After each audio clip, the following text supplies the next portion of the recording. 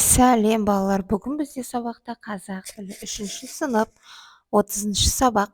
Тақырыбымыз Х және Х дыбыстары. Балалар, каналға тіркеліп, лайк басып, қоңыраушаны басып қоюды ұмытпаймыз. Себебі жаңа сабақ сіздерге бірінші болып көрінетін болады. 43-ші және 46-шы жаттығуларды орындаймыз. Х және Х дыбыстары. 43-ші жаттығу. Кестедегі сөздерді оқы. Қ. Қала, құрал, қырман, қағаз, қайық. Х. Халық, хикая, хан, хат, хабар. Х. Қаһарман, жиһаз, гаухар, жиһангер. Қ, Х, Х дыбыстарының айтылуын өзара салыстыр. Олардың айтылуындағы ерекшеліктерді байқа. Яғни, Қ және Х дыбыстары бұлар қатаң дауыссыз дыбыстар болып саналады. Х және Х әріптері бар сөздерді көшіріп жаз. Олардың жазылуын есте сақта дейді. Яғни, балалар, бұл жерде Х және Х дыбыстарының әріптері бар сөздер, яғни халық, қаһарман, осы сөздерді көшіріп жазамыз. Ал енді ережеге мұқият назар аударайық. Х, Х қатаң дауыссыз дыбыстар. Х сөздің басында және ортасында кездеседі. Хан, саяхат. Х сөздің ортасы мен соңында кездеседі. Мысалы, гаухар, мәшһүр, мох.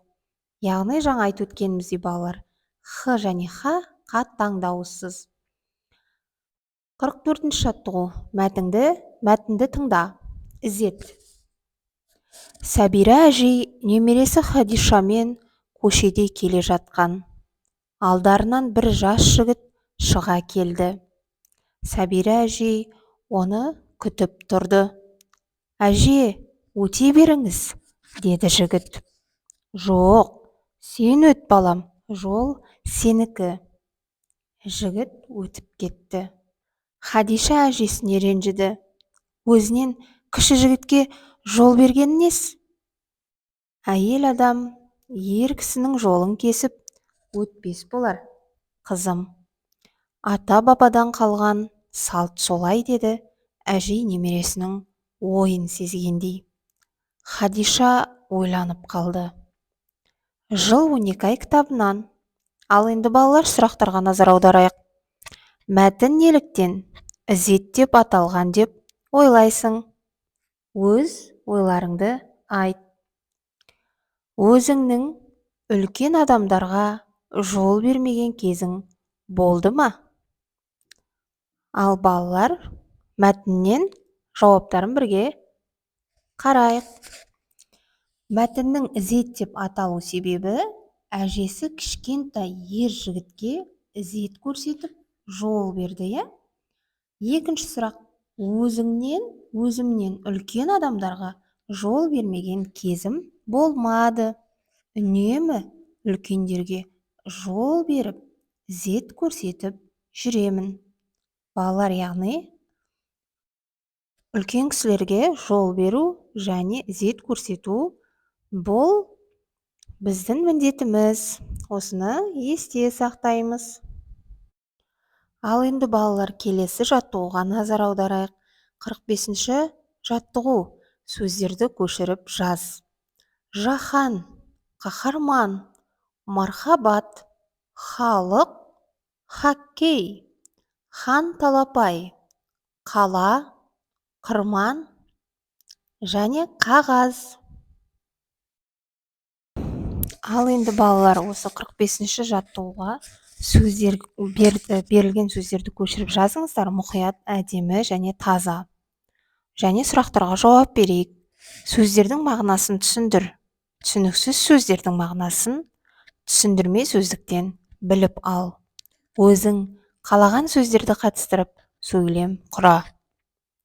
Орталық стадионға халық көп жиналды. Ағам хоккейді жақсы ойнайды. Жұмысшылар қарманда астық жинап жүр.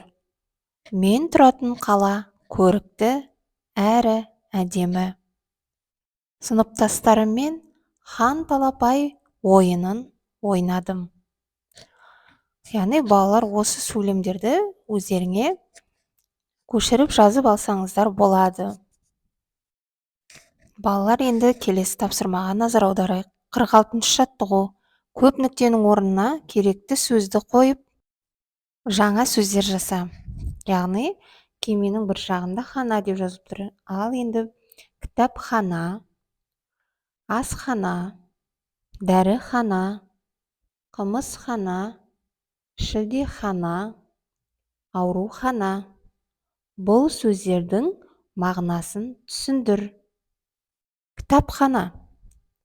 Бұл кітап оқитын немесе үйімізге алып кететін кітаптар тұратын жер. Яғни кітапхана деп айтамыз, иә? Асхана. Бұл яғни тамақ ішетін жер асхана деп айтылады. Дәріхана, дәрі-дәрмектер сатылатын орын. Дәріхана деп айтамыз. Қымызхана. Бұл жерден сүт өнімдерін, яғни қымыз, шұбаттарды ішеміз. Шілдехана, яғни баланың 40 күн өткенде кішкентай бөпеге шілдехана жасайды. Аурухана, бұл әрине біздердің ауырып қалған жағдайда ауруханаға жатып, ем алып, дәрі-дәрмектерімізді ішеміз. Балалар, осымен бүгінгі біздің сабағымыз аяқталды. Сау болыңыздар.